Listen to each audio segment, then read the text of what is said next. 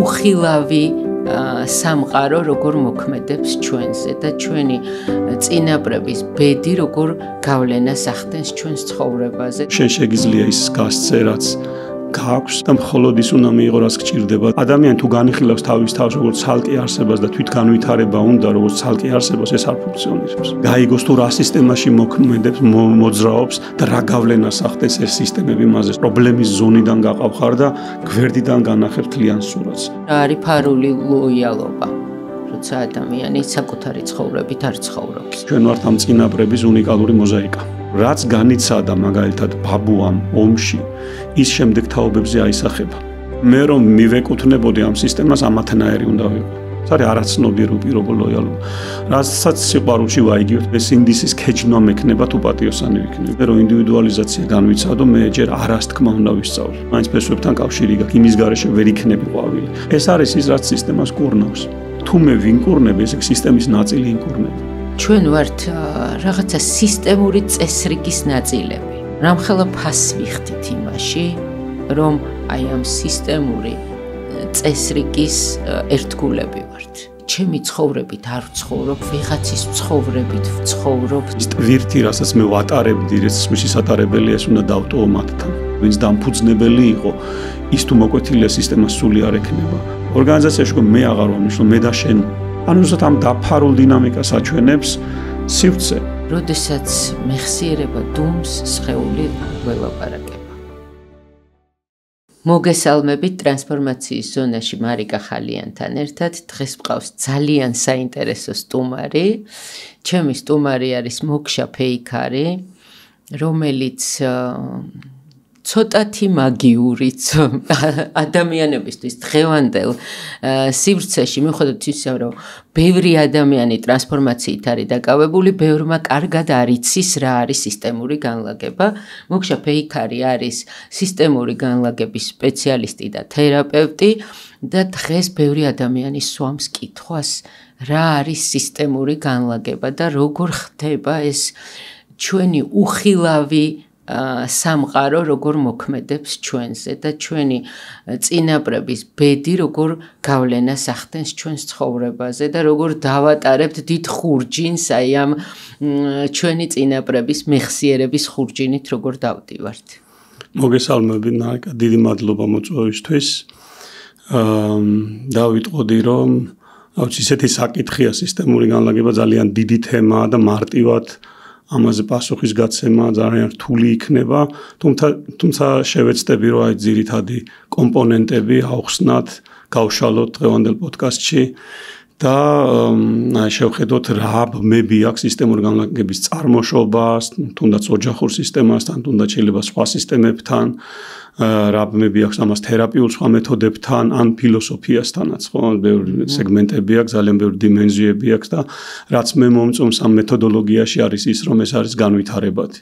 ანუ არ არის რაღაც ჩარჩოებში მოქცეული და როგორც შეიძლება აღიქვას, ყველაზე საუკეთესოდ ეს იქნებოდა, რომ ეს გამოვიყენოთ როგორც იარაღი და ბევრ სისტემას შეიძლება, ბევრ მიმართულებას შეიძლება მოერგოს როგორც დამატებითი იარაღი, რომელიც დამატებით პერსპექტივის, აღქმის და ასეთ უნარებს სთავაზობს ადამიანებს. ჩვენ ვმუშაობთ ხშირად ფსიქოთერაპიის საშუალებით, კოუჩინგის საშუალებით და ხშირად არის, რა თქმა უნდა, მნიშვნელოვნად ცვლიან ადამიანები თავის ცხოვრებას ფსიქოთერაპიის შედეგად და კოუჩინგის შედეგად, მაგრამ არის ხოლმე ვხედავთ, რომ კიდევ უფრო ღრმად არის რაღაც პრობლემა, რომელიც მეხსიერებაში არ არსებობს, რომელიც ხილული არ არის და მე ხვდებით, რომ რაღაცა სისტემა, აი ეს გენეტიკური სისტემა, არ ვიცი რა დავარქვათ, გენეტიკური კოდი თუ ასე შემდეგ მოქმედებს ადამიანების ცხოვრებაზე, ადამიანების ბედზე, დღევანდელ არჩევანზე, დღევანდელ გადაწყვეტილებებზე, ქცევაზე და მე ნამყოფი ვარ რამდენიმეჯერ ამ სისტემურ განლაგებაზე, მაგრამ ვიცი ასე შორიდან და მე თავად გავლილი მაქვს და მოდი უფრო ისეთი დილეტანტი ადამიანებისთვის, რომლებმაც საერთოდ არაფერი არ იციან ამის შესახებ, გავაგებინოთ რა არის სისტემური განლაგება. კი ბატონო, დავიწყებ იქიდან რომ წარმოშობა ამისი საიდან იყო ფაქტიურად ბერტ-ჰელინგერი ითვლება ამის ფუძემდებლად, თუმცა ძალიან ბევრი წინაპირობა ჰქონდა, ძალიან ბევრი თემები, რაც სისტემურ განლაგებაში არსებობს, სხვადასხვა კუთხიდან არის შემოსული, სხვადასხვა ადამიანებმა განავითარეს, ხო, რომ დავიწყოთ მაგალითად ფსიქოდრამით, ჯაკობ მორენოთი არ ვირჯინია სატირით, ეს ელემენტები, სცენის ელემენტები არსებობს სისტემურ განლაგებაში, არსებობს ჰიპნოტური თერაპიის ელემენტებიც Erikssonis მიხედვით ეს გამოიყენება და არსებობს როგორც წეგანო ახსენე ფილოსოფია დაოიზმთან ძალიან ახლოა და მე ვიტყოდი რომ კიდე გადაუხვევდი რელიგიასთან გადაუხვევდი ცოტა რაღაცნაირად ჩემი აღქმით ჩემი სუბიექტური აღქმით აი მაგალითად ბუდიზმს გააჩნია ძენი ხო რაღაც გულად ითვლება ძენი ბუდიზმიდან არის გამომდინარე ისლამს გააჩნია სუფიზმი. სუფიზმიც არის გულივით არის ისლამის და ხასიდიზმი არის იუდაიზმში, ხო? ქრისტიანობაში იყო გნოსტიციზმი, რომელიც დღეს ფაქტიურად დაკარგული არის, ხო? სუფიზმი ცოცხალია, ძენი ცოცხალია, ხასიდიზმი ცოცხალია, იმიტომ რომ მისი გამგრძელებლები არიან, როგორც სისტემა ფუნქციონირებს. გნოსტიციზმს არ აქვს, როგორც სისტემა არ ფუნქციონირებს, იმიტომ რომ ძალიან ესეთი დევნა იყო ამ რა ქვია ადამიანების ქრისტიანობა ძალიან განეკითხავდა, მაგრამ თითქოს აი გული რაც ეზოთერიკა იყო ეს აღარ არის მასში. და სისტემური განლაგება თითქოს დაოიზმსაც გავს რაღაცით და რაღაცით გავს ამ გნოსტიციზმს, რაც ქრისტიანობას ზუსტად თითქოს და არა აქვს. რას ვიტყოდი მაგალითად აი ქრისტიანობაში არის დახმარება ხო ერთმანეთს დავეხმაროთ, მაგრამ როგორ და რა კანონზომიერებებია არ არის მოცემული. ამიტომ სისტემური განლაგება მაგალითად იძახის რომ შენ შეგიძლია ის გასცე რაც გაქვს, რაც არ გაქვს, არ შეგიძლია გასცე და მხოლოდ ის უნდა მიიღო, რაც გჭირდება და რაც არ გჭირდება, არ უნდა მიიღო. და ესეთი კანონზომიერებები უფრო ნათლად არის გაშლილი. ზუსტად ის, რაც ქრისტიანს, ჩვენ ადამიანს უფრო ნათლად გვანახებს, თუ როგორ შეიძლება მოძრაობდეს, უფრო ხელმოსაკიდს ხდის, თითქოს ესეთი ხელმოსაკიდი რაღაცა. ეს რო თქვა სულიერი ასპექტი, ხო, ეს ჩემი სუბიექტური მოსაზრება შეიძლება ესეთი, მაგრამ ამას გზნობ პრაქტიკიდან გამომდინარე, გამოცდილებიდან გამომდინარე. რაც შეეხება ხა ადამიანს აი კოუჩიზმში რაც ახსენე რომ უბრალოდ რაღაცა თითქოს აკლია რაღაცა მეხსიერება ბევრი ადამიანები იყვნენ რომლებმაც აღმოაჩინეს ეს საერთო ოჯახის თითქოს ველი მეხსიერების არსებობს მორფოგენეტიკა რუპერტ შელდრეიკი არის ბიოლოგი რომელიც ამაზე მუშაობს და ეს ძალიან ისეთი საკითხებია რომელიც ჩემი აზრით უფრო მომავალში იქნება გარკვეული და უფრო ცხადი დღესდღეობით ამაზე ტარდება კვლევებიც პეტერ შლოტერს აქვს ჩატარებული ემპირიული კვლევა ორგანიზაციულ განლაგებაში და უამრავი 1000 ადამიანებისგან იდენტური შედეგები მიიღეს ამითი აღინიშნება ის რომ ეს არ არის მხოლოდ რაღაც ადამიანის სუბიექტური ინტერპრეტაცია, არამედ ეს რაღაც ობიექტური გაგვაჩნია ჩვენ და ერთმანეთის შინაგან მდგომარეობის განცდა შეგვიძლია, ასევე აქ სარკისებრი ნეირონები შეიძლება ვიგულისხმოთ, რითიც აღვიქავთ ამ ემპათიას სხვის მიმართ, მაგრამ ბევრი თემები არის ძალიან.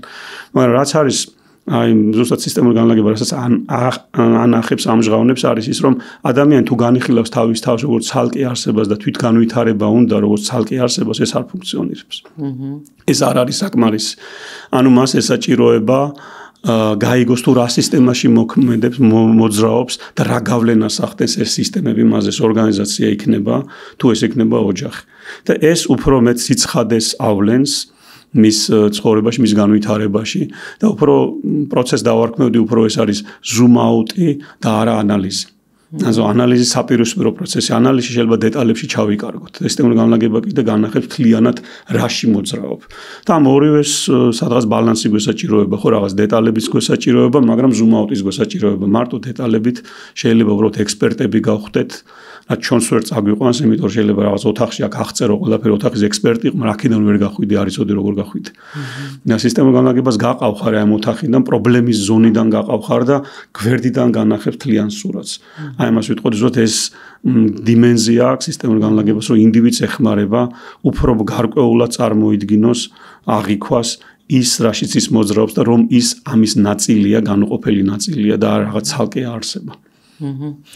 ცოტა მეტად გასაგები რომ გავხატოთ ეს ადამიანებისთვის, რომლებსაც ჯერ საერთოდ არ გაუგიათ არაფერი სისტემურ განლაგებაზე. ანუ მე როგორც გავიგე ახლა პირველი რაც თქვი და დამამახსოვრდა ეს არის ჩვენზე როგორ მოქმედებს სამყაროს კანონზომიერებები. და სამყაროს აქვს თავისი კანონები, რომელიც ახმაც ბოლომდე არ გვაქვს ხანდახან ჩვენ და ამას ისევ ვარღვევთ, რომ გაუცნობიერებლად და მე რაღაც პროცესებში ვიჭედებით.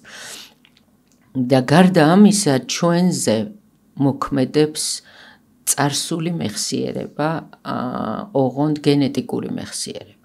და სისტემური განლაგების დროს ოდნავ ავხსნი იმას, მე რა გამოცდილებაც მაქვს, სისტემური განლაგების დროს ადამიანი გარედან უყურებს თავის სისტემას, რომელშიც ოპერირებდა, მისი შთამომავლობის სისტემას, წარსულ გენეტიკას, რომელიც გავლენას ახდენს ადამიანის ცხოვრებაზე, გადაწყვეტილებებზე, არჩევანზე და ასე შემდეგ და როდესაც ამ ყველაფერს გარედან უყურებ, ხვდები რომ თლათ მხოლოდ შენზე რაღაცები თურმე არ ყოფილა დამოკიდებული, შენ კი მუშაობ საკუთარ თავზე და რაღაცებს აქ ცვლი, მაგრამ ხვდები რომ ისეთი სისტემის ნაწილი ხარ, რომელიც მარტო შენზე არ არის დამოკიდებული თუ გაუცნობიერებლად ამ სისტემაში ხარ ჩაბმული და აქ იწყებ ადამიანის შორიდან და გარედან დანახვას და გაცნობიერებას საკუთარი თავის და საკუთარი ქცევების და მოდი ვისაუბროთ რა არის ფარული ლოიალობა, როცა ადამიანი საკუთარი ცხოვრებით არ ცხოვრობს. კი, ამას უკვე წამოეწია ესეთი მეცნიერება, რომელიც არის ნეირობიოლოგია, ნეიროპლასტიციზმი და რაც 20 წლის წინ შეიძლება მეცნიერებაში სასაცილოდ აღიქმებოდა, რომ ეს ტრანსგენერაციული თემები მოქმედებს ადამიანზე. ქართული ანდაზაწყო არის მაგაზე ბაბუის ასე თქვათ მჟავე ტყემალმა ჩაკბეჭინმა მჟავე ტყემალმა შვილიშვილს კვილი მოჭრა ხო ეს თითქოს რაღაც იურიდიულად რაშუაშია ხო შვილიშვილი და თითქოს არ ვიცი ეს შეიძლება უბრალოდ გაუნათქვამად აღიქმებოდეს დღეს უკვე ეს მეცნიერულად არო ნეირობიოლოგია ამას იძახის იმ კუთხით რომ ეს არის ეპიგენეტიკური უფრო ვიდრე გენეტიკური იმიტომ რომ გენეტიკა რასაც გადმოსცემს თაობებში ხო გენეტიკა რასაც ის ჩვენზე გადმოდის მას ვერ ცვლით გენეტიკას ვერ ცვლით. იმიტომ რომ როგორი უნარებიც ქონდა წინაპრებს, ყველას გავლენა ჩვენში არის, ჩვენ ვართ ამ წინაპრების უნიკალური მოზაიკა. რომელიც აქამდე არ არსებობდა. ყველას გენია ჩვენში, ხო? ათესავების იმისი, ამისი. დაახლოებით 7 თაობა ალბათ. ხო, რა ვიცი, ერთი შეიძლება რომ დავთვალოთ 400-მდე ჩვევა და თვისება მოყვება ამ გენეტიკიდან, ხო?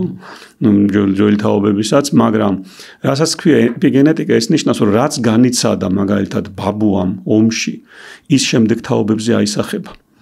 სტრესი შეიძლება ის იყო რომ გამძლე ძლიერი პიროვნება, მაგრამ ომმა დათრგუნვა, შიშები დაეწყო იმაში, შემდეგ თაობას ზუსტად ის დაავადებები და სიმპტომები ჭირს, რასაც ბაბუა განიცდიდა. და შეიძლება იმის შემდეგსაც. მიუხედავად იმის, რომ ამ მათ არ უცხოვრიათ ის ცხოვრება, ხო? იმხელა გავლენას ახდენს, ეს არის ეს დაფარული ლოიალობა ერთის მხრივ და მეორეს მხრივ ეპიგენეტიკური გავლენაც, ხო? შეიძლება იკამა თუ ამაზე აქედან არის თუ იქიდან, მე ვთვლი რომ შეიძლება ორივე ერთად უნდა აღიქმებოდეს, ჰოლისტურად უნდა აღიქმებოდეს. ანუ ეს დაფარული ლოიალობა ნიშნავს, რომ მე რა სისტემაშიც მოვდივარ, პირველი რაც სისტემის პირველი კანონზომიერება არის მიკუთვნადობა. მე რომ მივეკუთვნებოდი ამ სისტემას ამათნაირი უნდა ვიყო. ეს გარკვეული სინდისის ფაქტორი მოქმედებს აქ, ხო სინდისი ნიშნავს მე რომ სუფთა სინდისი მქონდეს კოლექტივთან, ამიტომ ამათნაირი უნდა ვიყო. ეს არის არაცნობიერი უპირობო ლოიალობა. რასაც სიყვარულში ვაიგივთ, მაგრამ ეს არ არის სიყვარული. გონია რომ ეს არის სიყვარული, როდესაც ის რომ იტანჯებოდა, მეც ვთვლი ვალდებულად ჩემს თავს, რომ რაღაცა ფორმით ტანჯვა უნდა გავიარე. რომ ზნობდე მიკუთვნადობას ამ სისტემაში. და ეს არის პირველი კანონი, ანუ მიკუთვნადობა. მაგალითისთვის კრიმინალების ოჯახში მე რო პატიოსანი ვიყო, უსინდისო ვარ, ხო? იმიტომ რომ სინდისი მანდ არის კრიმინალობა. ანუ მე მოღალატე ვარ, მე სინდისის ქეჯნა მექნება თუ პატიოსანი ვიქნები, იმიტომ რომ სისტემას ხდება თუ ასეთი სისტემის შემთხვევაში მე ეს თეთრი ყვავი აღმოჩნდი და ვარღვევ ამ სისტემას. ხო, დარღვევა, როგორც ასეთი მანდ ბევრი რამე არის გასათვალისწინებელი, რას ნიშნავს ხო დარღვევა. პირველ რიგში ჩვენ რომ ამ არაცნობიერი უპირობო ლოიალობიდან გამოვიდეთ, ანუ ფსიქოემოციური ჭიპლარი გადავიჭრათ ინდივიდუალიზაციისთვის, ამისთვის ჯერ უნდა გავაცნობიეროთ რა გავლენები იყო ჩემში, ხო? ოჯახიდან, დედისგან და მამისგან უამრავი ამბრძდებისგან ზოგადად უამრავი ინტროექტები მაქვს მიღებული. უამრავი რამ, რაც ჩემზე გავლენას ახდენს და მე რომ ინდივიდუალიზაცია განვიცადო, მე ჯერ არას თქმა უნდა ვისწავლო. ხო რომ მე აქედან აქამდე დეფინიცია გავუკეთო ჩემ თავს, თორე სივრცე არ გამაჩნია. ანუ მიკუთვნადობა არის პირველი გადარჩენისთვის მნიშვნელოვანი, მაგრამ თუ გაზრდა მინდა, უნდა გამოვიდე ამ რაღაც ბორკილებისგან, ხო? და ეს ამნიშნულოვანი ჰელინგერი ამას ცოტათი ახტებოდა. იმიტომ რომ იძახდა რომ ფესვები სგან სად უნდა გაიქცეს ყვავილი, ხო? ანუ ერთი რაღაცაა ეს მოცემულობა, ფესვები იქ არის და შენ რო ყვავილი გახდე, მაინც ფესვებთან კავშირი გაქვს, იმის გარეშე ვერ იქნები ყვავილი. და დასავლურ კულტურაში ძალიან დიდი აქცენტია ჭიპლარის მოჭრას. ანუ ინდივიდუალიზაციას. და ერთმანეთს თითქოს და დაუპირისპირდა, ანუ უპირისპირდება ეს ორი მცნებები, რომ ჰელინგერის მიხედვით ეს უფრო დაოიზმთან ახლოს, უფრო აღმოსავლურ კულტურებთან ახლოს, მიუხედავად იმისა, რომ ევროპელი კათოლიკე ბდელი იყო თავის დროზე და მან მოღვაწეობდა და აქედან შეისწავლა ეს სისტემები, მაინც დიფერენციაცია მიდგომებში. მე რო უყურებ, ჩემთვის აქ კონფლიქტი არ არის, აქაც ბალანსის თემა არის, აქაც უყურებ, რომ ჭიპლარის მოჭრა გასავლელი ფაზაა, უბრალოდ არც ერთზე არ შეიძლება დიდი აქცენტი და პატარა აქცენტი. ანუ არც ამის დაიგნორებაა სწორედ და არც ამის გაფეტიშებაა სწორედ, როგორც ეს ხშირად შემჩნევა დასავლელ ფსიქოთერაპევტებთან, რომელიც სისტემურ განლაგებით მუშაობენ და მხოლოდ აი ამ ჭიპლარის მოჭრაზე აქვს აქცენტი.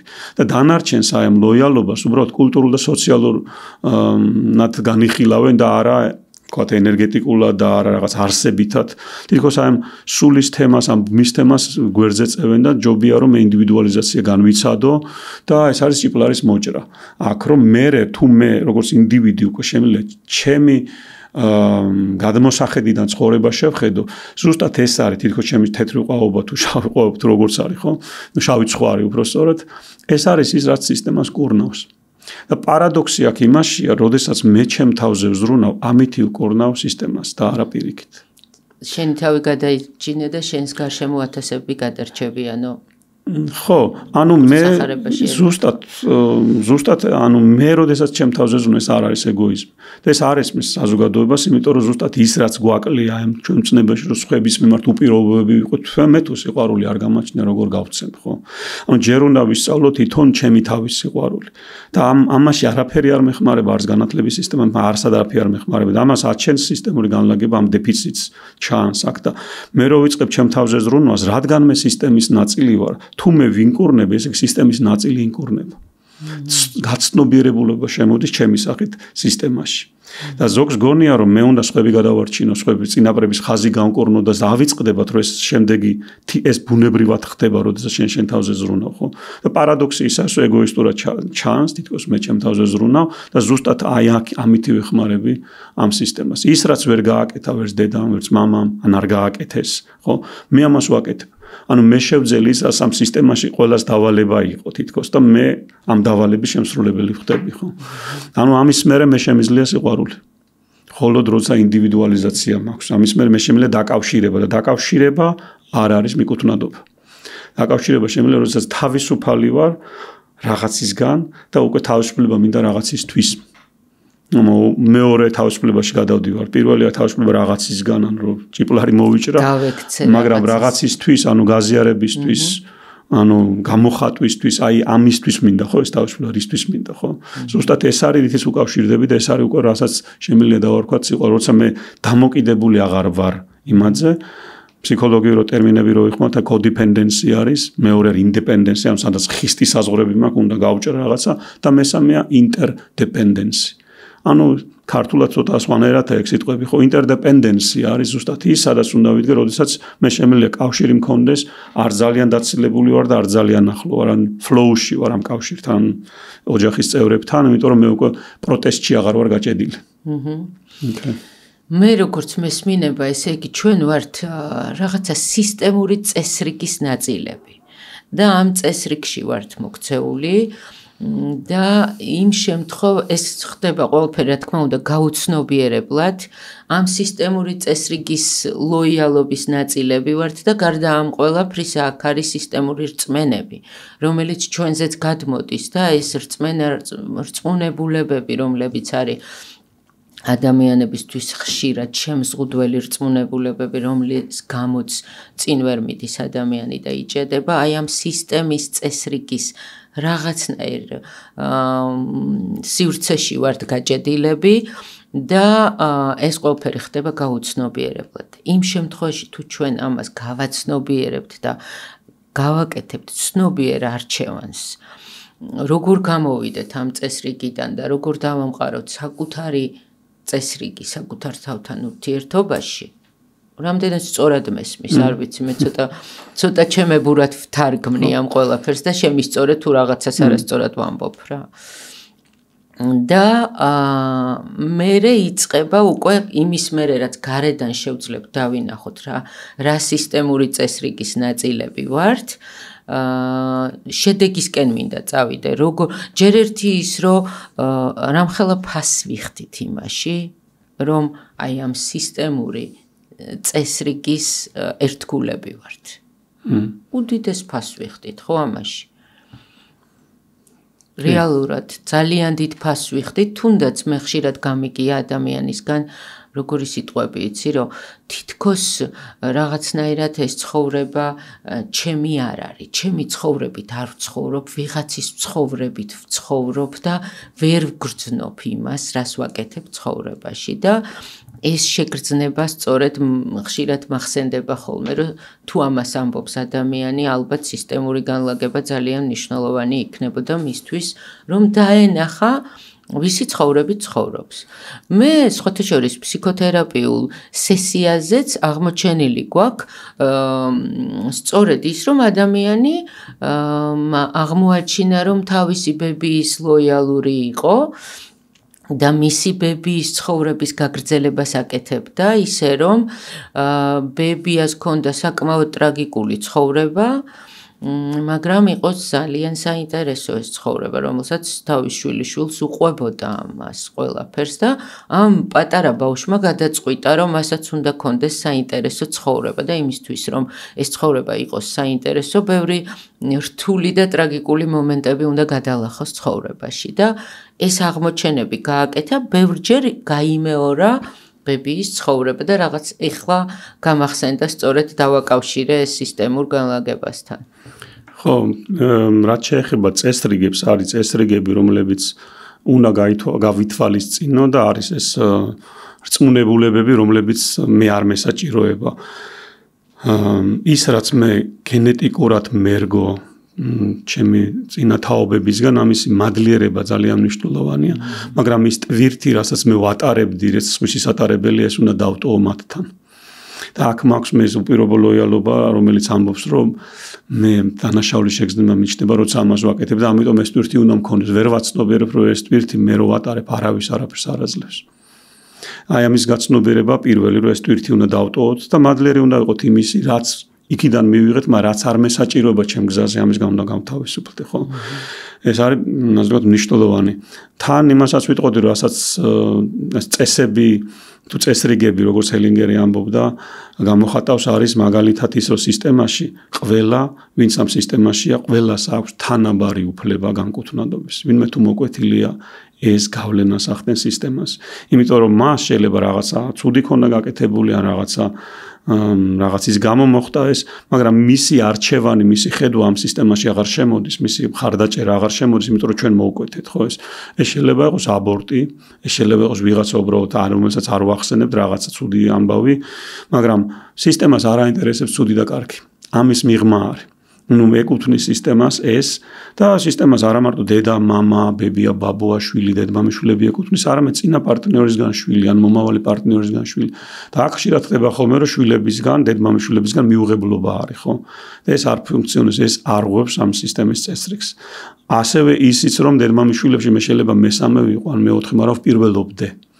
ეს დისჰარმონია, ამითაც დისჰარმონია შემოდის სისტემას. მე ჩემი ადგილი უნდა მქონდეს, ყველას თავისი ადგილი უნდა მქონდეს, დასანახე სისტემური განლაგება ანახებს, საერთოდ მაქვს ადგილი აქ. იქნება ამ ადგილიდან გავდივარ და არ მინდა, ხო, ამიტომ ვერ ვიქნები კარგად. ანუ ჩემი ადგილი, სანამ მე ჩემ ადგილზე არ დავდგები, იქ სიმშვიდე სისტემაშიც არ იქნება და მეც არ მექნება. ანუ ამ კანონზომიერებას ვერ გავიქცევით. ეს არის იერარქიული, ბუნებრივი იერარქიული, ქრონოლოგიური კანონზომიერება, რომელსაც სისტემა ითვალისწინებს და ის ამბობს, რომ სისტემას თუ ფუნქციონირებს ისე, რომ თუ ბაბუამ რაღაცა ვერ მოაგვარა, მე არ მაინტერესებს შვილიშვილი ამაში შუაშია თუ არა. პრიორიტეტს ბაბუას ვაძლევ და შვილიშვილს ვაკისრებ ამის მოგვარებას. ვიღაცა მაგ რაღაცა უნდა მოაგვაროს. არაცნობიერი დინამიკა ესე არის. და არის ორი დინამიკა. არაცნობიერი და ცნობიერი. რაც უკვე ცდება კლასიკური გაგებით დასავლეთის ფსიქოლოგიის. დასავლეთის ფსიქოლოგია შეეხება მხოლოდ კოლექტიურ ალაცნობიერს. კოლექტიური ცნობიერი საერთოდ ეს ცნება არც იციან. რაც მაგალითად აღმოსავლურში იყო, რასაც ბუდაფილს ეძახიან, ანუ სანთია ეს მასტერი როცა და მასთან მოსწავლეები როცა არიან და ყველა რო ინდივიდუალურად მედიტაციაშია, აქ ესეთი community იქნება, ესეთი field, ესეთი valley იქნება, სადაც ყველაფერი გაცნობიერებული. ანუ ესენი არიან ინდივიდები, რომლებიც არ არიან ბრბო და არ მიეკუთვნებიან რაღაცას. ანუ ეს სრულიად სხვა დინამიკა არის. ანუ ეს და ზუსტად ეგ ჩანს ხოლმე სისტემის განლაგებაში, როგორ შეიძლება ტრანსფორმირდეს კოლექტიური არაცნობიერი კოლექტიურ ცნობიერში. ეს ძალიან დიდ შვებას იწვევს, რატომ? იმიტომ რომ მიმართულება, რასაც ბერტელინგერი სულის მოძრაობას ეძახდა, ან თუ მინდა გაცნობიერებული მოძრაობა დავარქვათ, არის ისეთი, რომ რაღაცა ჩახერგილობებია ქვებიდევს, ხო არ მოძრაობს სიყვარული სისტემაში. თუმცა გამოჩნდება საიდან შეიძლება ეს წამოვიდეს, სად არის პოტენციალური ის რომ რაღაც პატარა გამოჩნდეს შემოსავალი ენტრი და იქიდან როდესაც ეს flow შემოდის სიყვარულს უკვე დომინოს ეფექტისავით გადადის მერე სხვებზე. და აქ უკვე ჩანს აი როგორი მოძრაობა უნდა სულს, როგორ მოძრაობს, ის ყოველთვის ჰარმონიისკენ მოძრაობს. და ეს არ გაჩერებული და მას არსად არ ეჩქარება, ანუ როგორი თემა არის, რომ ეს თუ გაჩერებული, ეს პასიურად დგას, როგორც წყალი როა მომდგარი ქვასთან, ხო, სადღაც ჩახერგილი თუ არის, წყალი იქნება ეგ მილიონი წელი, სანამ ის ქვა არ გაიწევა. დროზე ეს ქვას გავწევთ იმ მომენტშივე შემოდის. და ამას არ აქვს აგრესია. ანუ ეს სულის მოძრაობა არის ყოველთვის ნელი, არც დაჩქარება და ჩვენ ამ პროცესს ვერ დავაჩქარებთ. და თუ მე განზრახვა მაქვს სისტემურ განლაგებაში, რომ მე ეს უნდა გავაკეთო აქედან არ ფუნქციონირებს. ანუ პროცესი სრულიად განზრახვის გარეშე, სრულიად აუთენტურია და ჩემთვის თუ რამე შეიძლება მედიტაციის გარეთ, მედიტაციური პროცესი დავარქვა ეს სისტემური განლაგების ფასილიტაცია. ანუ მედიტაცია ჩემ თავში ხდება, მაგრამ გარეთ იმდენი რაღაცები ტრიგერდება, იმიტომ რომ იქვე ხედავ ჩემს ამბიციას, იქვე ხედავ ჩემს მოუთმელობას, იქვე ხედავ 1000 რაღაცას და ამასთან კონფრონტაციაში ვარ. ანუ პროცესში მე თუ აწმყოში არ ვარ, აქ და ახლა და რეზონანსში არ ვარ ამ სისტემაში რეალურად რა ხდება და ჩემი წარმოდგენებით წავიყვან, ვერაფერს ვერ გავაკეთებ, დავტანჯავ ხალხს. ანუ მე სრულიად ბმაში უნდა იყოს, სრულიად აწყოში, სრულიად ამ სისტემასთან თანხლებაში, რეზონანსში, რაც ამ ნამდვილად არის ზოგჯერ ძალიან სპუკია რო იტყვიან. იმიტომ რომ არის სისტემები, რომ შევეხებით ვაიმე დედა. ანუ იქ რა ხდება, სიყვარული საერთოდ არ არის, ხო? საერთოდ არა სისტემაში და საიდან შეიძლება აქ შემოვიდეს. ან ზოგჯერ ძალიან დიდი დრამაა და დრამის მერე ყველა სისტემა თავისებურ ხასიათს ავლენს, ამჟღავნებს და ამასთან უნდა მქონდეს ასე როგორც ფასილიტატორს უნდა კონდეს ძალიან ისეთი დამოკიდებულება რეზონანსში იყო. და ეს ამას წლები ჭირდება, ეს არ არის ადვილად მისაღწევი, უბრალოდ რაღაცა ისწავლო, როგორც ტექნიკური საგანი და რაღაც მე ამბიციები კონდეს და ეს წესრიგები დაიზეპირო და ამ წესრიგებით მე მართო ხალხი აქეთ-იქით აქ უბრალოდ манипуляციას გააკეთებ და ეს იქნება mind games. და არა ინტუიციური სამუშაო, რაც სისტემური განლაგებაა და ინტუიცია ნიშნავს ტკივნეულია. იქითკენ გახედვა და ზუსტად აი მანდ არის ხოლმე ზაღლის თავები დამარხული. და ამას ძალიან დელიკატურად და ეთიკურად მიდგომა ჭირდება და არა ესეთი ჩაჭერები, ზოგიერთ მეთოდს რო ახასიათებს, ეს ძველმოდურია უკვე. ანუ ბევრი რამის გათვალისწინება საჭირო, დავინახოთ ეს დინამიკები რაც არის და ამ დინამიკებში მე ამას მივცეთ ის მიმართულება, რომ ამ სიმულაციიდან, ასე ვთქვათ, ამ განლაგებიდან, რომელსაც შეიძლება სიმულაციას დავარქვათ, რეალურ ცხოვრებაში, აი flight simulator და რეალურ თვითმფრინავს დაჯდეს მე ეს კლიენტი და უკვე იცოდეს დაახლოებით რა უნდა გააკეთოს, ხო? ეს ძალიან მნიშვნელოვანია, ბევრ ფაქტორს მოიცავს ამ კანონზომიერებების კარგად ცოდნა, გაცნობიერება და საკუთარ თავზე მუშაობა პირველ რიგში ამის გარეშე შეუძლებელი არის. ძალიან საინტერესო იყო, ცოტა ისე შემოყევი, რომ ცოტა დავიკარგესავით, მაგრამ იმდენად შიგნით შევედი პროცესში, ახლა და წარმოვიდგინე პარალელურად როგორ მუშაობთ ხოლმე ამ პროცესში. მაგრამ ყველაზე მთავარი რაც დამამახსოვრდა არის ის, რომ ძირითადად ვეძებთ სად არის გაჭედილობა და გაჭედილობა სად არის სიყვარულის ნაკადის. ანუ მთელი ეს სისტემა მუშაობს იმაზე, სად არის სიყვარული გაჭედილი. ან იმაზე, სად არის ფსევდოსიყვარული, ანუ ისეთი სიყვარული, რომელიც გვეჩვენება, რომ სიყვარულია, მაგრამ რეალურად არის სულ სხვა რამე, რეალურად არის ლოიალურობის ნაწილი, ან რეალურად არის მსხვერპლობა, ტანჯვა და ჩვენ გონია, რომ ეს სიყვარულია. ვარქმევთ ამას სახელს და გონია, რომ ფსევდოსიყვარულს ვარქმევთ სიყვარულს და ძალიან საინტერესო აღმოჩენა იყო ახლა ჩემთვის ის, რომ სისტემურ განლაგებაში ვეძებთ სად არის სიყვარული გაჭედილი. ძალიან საინტერესო იყო ეს ამბავი. იქ ორგანიზაციაში განსხვავდება მაგალითად და ბევრს ეშლება ხოლმე კოუჩები, როცა მიდიან ორგანიზაციაში, არის თითქოს ემპათია, ეგ საჭირო ერთმანეთის გაგება და მე ხდება ემპათიის დიქტატურა. ანუ ყველა თანაბრები ვართ და ყველას ერთმანეთი უნდა გვიყვარდეს და ეს არ ფუნქციონირებს, იმიტომ რომ სისტემას აქვს თავისი იერარქიები და ეს განსხვავდება იმ ორგანიგრამისგან, რაც წარმოდგენილია ორგანიზაციაში.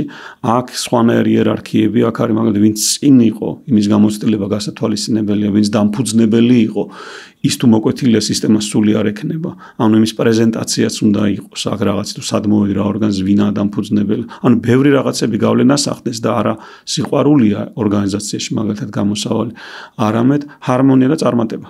რისთვისაც ვაკეთებთ ამას, ხო? ანუ ჰარმონია და წარმატება, იმიტომ რომ საოჯახო სისტემაში არის სიყვარული, ამიტომ არის ძალიან რთული. იმიტომ რომ შეიძლება მე აღარ მინდოდეს კონტაქტი რაღაც, მაგრამ კონტრაქტს ვერ ვამთავრებ ვერავისთან. კონტრაქტი არ ვთავდება ოჯახის წევრებთან. ანუ ისინი ყოველთვის გავლენას მოახდენენ, მე რაც უნდა მარტო მინდოდეს ცხოვრება, ხო? ანუ შინაგანად ეს გავლენას ახდენს, მომდა, ანუ გამოსავალი მხოლოდ სიყვარული არის. არის რა თქმა უნდა გამონაკლისები, როცა არის ინცესტი და ეგეთი რაღაცეები, სადაც მე საზღვარს ვავლებ, აქ იმას უშვებ, ანუ ასე თქვა მაქსიმალურად ღებულობ, როგორც არის ის ჩემი ოჯახის წევრი და რაღაც, მაგრამ კონტაქტი აქ დაკეტილი უნდა იყოს, იმიტომ რომ საშიში და დესტრუქციულია, ეგეთი არის ძალიან იშვიათი გამონაკლისები და რაღაც პატარა რაღაცაზე არ ხდება ეგ, ხო? მაგრამ სიყვარული არის იქ მიზანი და გამოსავალი და კონტრაქტები არ თავდება. და ორგანიზაციაში კონტრაქტი არის კონტრაქტზე. ანუ რა კონტრაქტიც არის იმაზეა და იერარქიები ცვალებადია. იმიტომ რომ შეიძლება უფროსი გახდეს თანამშრომელი უფროსი. თუ კონტრაქტით მოისაზრება ეს შესაძლებელია. ორგანიზაციაში თუ ოჯახში ეს ხდება, დისჰარმონია შემოდის. თუ შვილი ცდილობს რომ მშობლების როლი აიღოს, ეს ტვირთია. ანუ იქ იერარქია არასდროს არ იცვლება. ანუ წინ ვინც იყო ქრონოლოგიით, ის ყოველთვის წინ რჩება და მორჩა. ორგანიზაციაში არ არის ვინც ქრონოლოგიით წინ იყო, შეიძლება შეიცვალოს და ექვემდებაროს ვინც ახალი მოვიდა იმას კონტრაქტებიდან არის. ანუ სულ სხვა დინამიკა ამ ორგანიზაციაში, ხო? და ასევე უკვე მე მოვდივარ ორგანიზაციაში, ის ნიშნავს რომ მე და შენ ერთად რა გავაკეთოთ.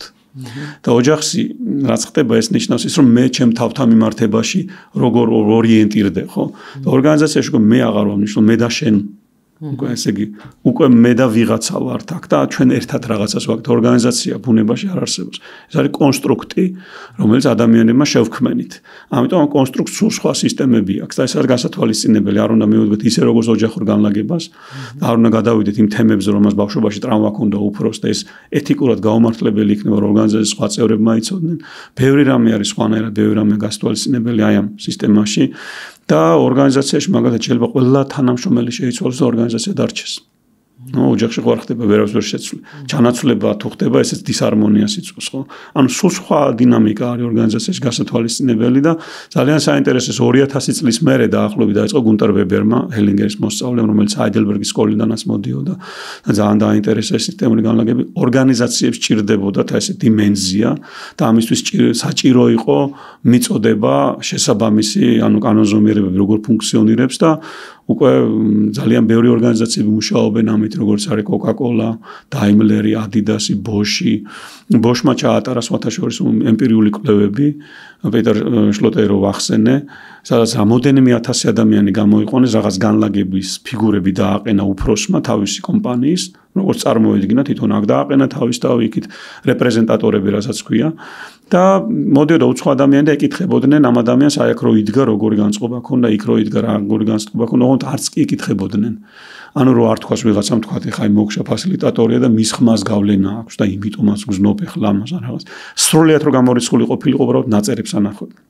და ნაწერებს რო კითხულობდა ეს ადამიანის წერდა. ანუ არანაირი კომუნიკაცია არ იყო მათში. რამოდენიმე 1000 ადამიანზე ჩაატარეს ექსპერიმენტი და სადაც ისინი დგებოდნენ იმ ადგილებიდან პროტოკოლს ავსებდნენ, აქ რო დგავარ ასეთი განწყობა მაქვს, იქ რო დგავარ ესეთი განწყობა და სულ ყველა იზახდა ერთი და იგივეს. ისე რომ ამ ადამიანს ერთმანეთთან კავშირი არ ჰქონდათ. ანუ ცალ-ცალკე შემოდიოდნენ დარბაზში, სადაც ეს ხდებოდა რამოდენიმე 1000 და მერე თქვეს, რომ იქნება ეს გერმანიაში ხდება და ჩინეთში სხვანაირად იყოს, კულტურული განსხვავება არის აქ. ჩინეთში ჩაატარეს და მიიღეს იდენტური შედეგი. ანუ თემა არის ტრანსკულტურული, ტრანსდიმენზიონალური, ტრანსვერბალური და ტრანსქრონოლოგიური. რასაც ვიტყოდი, იმიტომ რომ რაღაცა დროებში ბაბუასთან 100 წლის წინ ხდებოდა რაღაც სხვა სივრცეში. შეიძლება სხვა კულტურაში, ხო, არაფერს არ აქვს მნიშვნელობა, ანუ ადამიანებს რაღაცა ენა გვაქვს, რომელიც არის ინტუიცია, რომელიც აი ამ ტრანსცენდენტალურია, სრულია და სისტემური განლაგება ამისი ამ მეტყველების ამისი ენა არის, თქვათ, გეომეტრიაში, ამ სივრცეში იცვლება ყოველი გადაადგილებით ემოცია. და ეს ენა აღმოჩენილი არის, ასე ვთქვათ, ბერტელინგერის მიერ და მე არის მატიას ვარგა, რომელიც პროფესორი იყო და მათემატიკის ფილოსოფიის პროფესორი, უნგრელი, მან ეს ყველაფერი ფლიპჩარტებით და უკვე სქემებით გადმოიტანა, კუთხეებიც კი გაზომილი, რა კუთხით გახარ, რა ემოციას ნიშნავს, ეს რო გახარ წინა 80 გრადუსით ეს ემოცია ნიშნავს დაიგნორებას და ჩვენც კარგად ვიცით ხოლმე, როცა დგევართ მაგალითად პარტზე რო დგახარ და მეგობართან ერთად საუბრობ და უყურებ ყველას და ამ დროს ვიღაცა შემოდის, ვისი ნახვაც არ გინდა, ხო, მოუტრიალდები შენ მეგობარს, ვითომ ერთად ლაპარაკობთ, ხო? ჟესტია ისეთი, რომ მოსამართლეს ვერ დაგიმტკიცებს, ხო, რატო გააკეთე, გეტყვი, რომ არა, უბრალოდ საინტერესო რაღაცას გადავემა.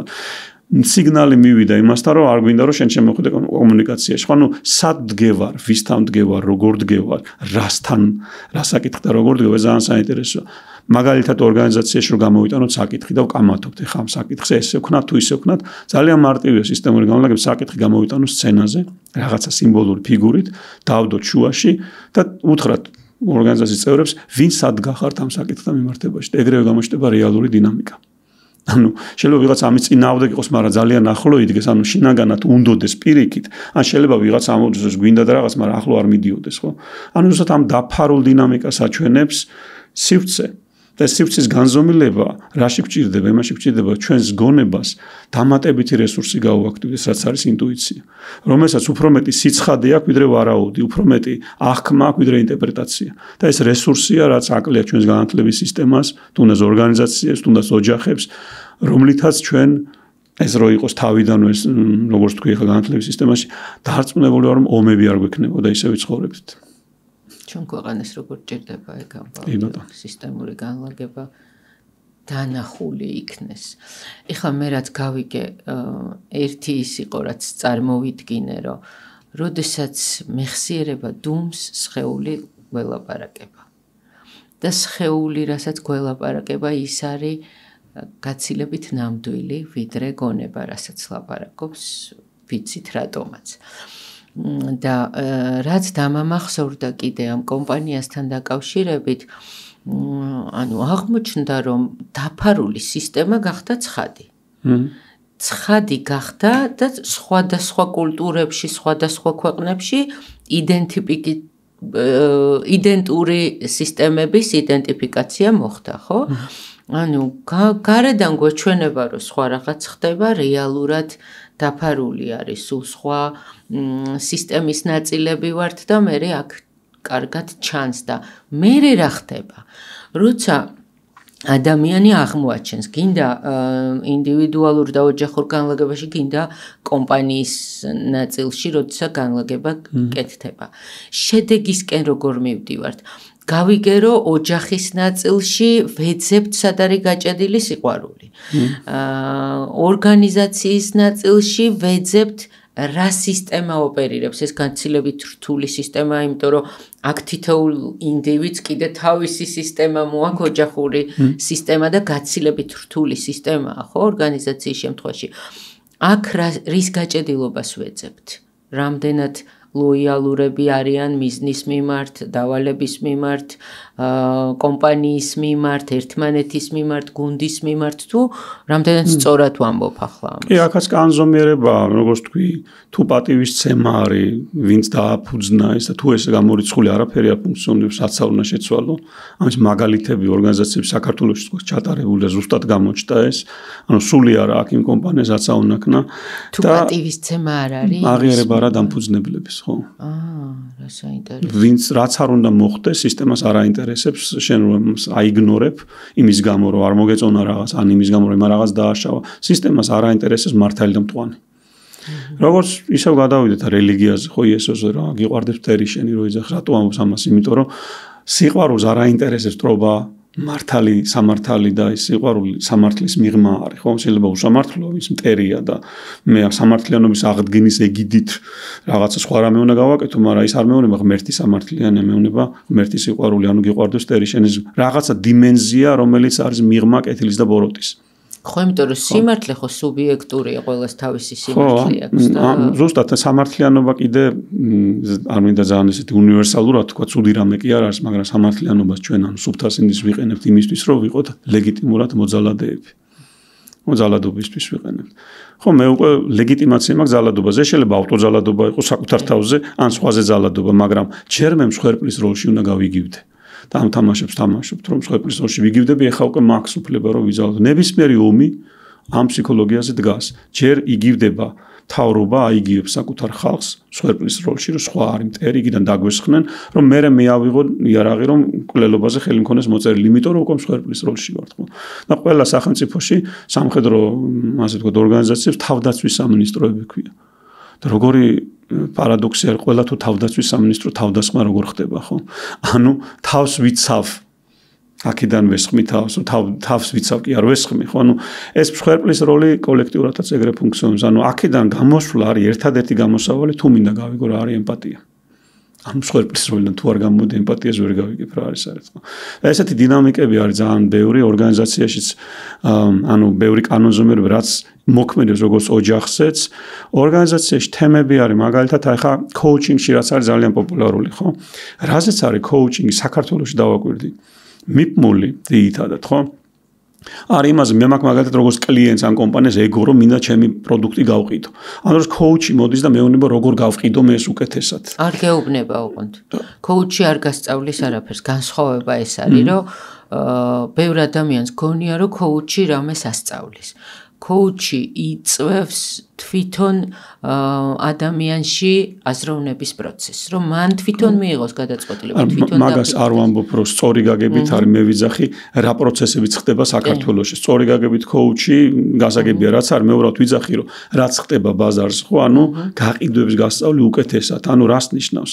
და შეიძლება იქ ბევრ რამეს მიხვდე, მაგრამ მე რატომ მაინტერესებს უკეთესი გაყიდვები, რომ უფრო წარმატებული ვიყო. ანუ მხოლოდ და მხოლოდ ორიენტირებულია ხშირ შემთხვევაში იმ ჩემს შინაგან ვნებაზე ან ლტოლვაზე, რაც მინდა რომ გავაკეთო და არა იმაზე რომ გავიგო რომ საერთოდ რას ვაკეთებ, რისთვის ვაკეთებ და რა ხდება. ანუ გაცნო თვითრეფლექციაზე არა ორიენტირებული არის, უფრო ანუ ჩემი მიმართულების ახალისებაზე რა. და მაგალითად კონკურენციის ახალისებას დასავლეთ ევროპაში განსხვავება რაც არის ის რომ მიხვდნენ უკვე კომპანიები რომ ჩვენ win-win სიტუაცია რო გქონდეს, რაც ანა მე Mercedes-ი ვიყო და შენ BMW იყო, კოლაბორაცია გვჭირდება. და ეს კოლაბორაციული სივრცეები შექმნილი, ანუ ისინი უკვე თანამშრომლობენ და უფრო აძლიერებენ ერთმანეთს, ხო? აი ეს არის ზუსტად მიმართულება, ხვდები და აი ამაში უნდა ეხმარებოდეს თუნდაც კოუჩინგი და თუნდაც სისტემური განლაგებები. ოკეი, და ეს როგორ უნდა მოხდეს, იმითი კი არ მე კონკურენტი დავამარცხო. და აქ ჯერჯერობით ჩვენთან კოლაბორაცია ზოგადად ძალიან რთული მისაღებია, იმიტომ რომ თვითგადარჩენაზე ვართ და არა თვითგამოხატვაზე. ხო, და ეს გენეტიკურადაა ჩვენთან თუ ისტორიულადაა თუ რაღაც სანამ აქედან არ გამოვთო თვითგადარჩენიდან დამთავრდა დღეს ომი არ ხდება, დღეს რაღაცნაირად შეგვიძლია ვიცხოვროთ. აი ამაში იმიტომ პატარა ერი ვიყავ და ზოგადარჩენაზე ვიყავთ, ეს ძალიან რთული არის. ანუ ამ მსხვერპლის როლიდან არ გამოვალთ, აი კოლაბორაცია ძალიან მიჭის. თუნდაც სისტემურ განლაგების ტრეინინგი რო არის, ხო, თავიდან ადამიანი რომ მოდის, იმას უნდა რომ მე ახლა ამას ვისწავლი, იმიტომ რომ მე აი კაი რაღაცა მექნება, რომ მე რაღაცა ამით ფულს გავაკეთებ. არ ცუდი მოტივი კი არ არის, მაგრამ სანამ საკუთარ თავზე არ იმუშავებ საკმარისად არ ფუნქციონირებს. მე მალევე ხვდებიან ამას ხვდები. და მაგალითად გერმანიაში თავიდანვე მოდიან თავის სამუშაოდ. ეგ უკვე გაცნობიერებულია. ანუ განსხვავებებს ვიძახდი, იმიტომ კი არა ჩვენ ცუდები ვართ ისე კარგი, მათ სხვა განვითარება გააიარეს, ინდივიდუალიზაცია უკვე 150 წელი იქ არის, ჩვენთან ჯერ არც დაწყებულა, რომ კოლექტივზე ორიენტირებული საზოგადოება ვართ. აგიდან გამომდინარე, რას ვიძახი, რასაც სისტემური განლაგება დაანახებს, ხო, ორგანიზაციაში დაანახებს, მაგალითად შენ ხარ ორი თემა არის, შიდა ორგანიზაციების განლაგებას არის თიმი, ლიდერშიპი, ეგ თემები და გარეთ, ანუ ბაზარზე, პროფიტზე და კლიენტთან ურთიერთობაში, ხო? ანუ შეიძლება ამას ბიზნეს განლაგებას დავარქვათ. მაგალითად უყურებს კლიენტი მოდის და მე ვარ აქ და სადგას პროდუქტი. და შეიძლება მე კლიენტს წინ დავუყენო პროდუქტი. უკვე ჩანს გვერდიდან რომ თუ წინ უყენოს პროდუქტს, საერთოდ არ ჩანვარ მე. ანუ სად უნდა ედგეს პროდუქტი, კლიენტი უნდა მხედავდეს მე და ეს უნდა იყოს ჩემი პროდუქტი. მე თუ ამას ვტენი და ჩემ თავს არ ვანახებ რომ მინდა იმას ოღონდ გაიყიდოს ეს. და განლაგებას უკვე ჩანს რას ვაკეთებ და უკვე ჩანს რა არის არასწორი. ან პროფიტი სად არის, მოგება სად არის, ან ბენეფიტი სად არის, ან ფასი სად არის, ან მატერიალი და მატერიალის ხარისხი სად არის. ეს ყველა კომპონენტი შეიძლება გამოყვანილი იყოს, რომ დავინახოთ მთლიან სისტემას სად მოძრაობ. ხდები, ან თანამშრომლებს როგორ ვექცევი.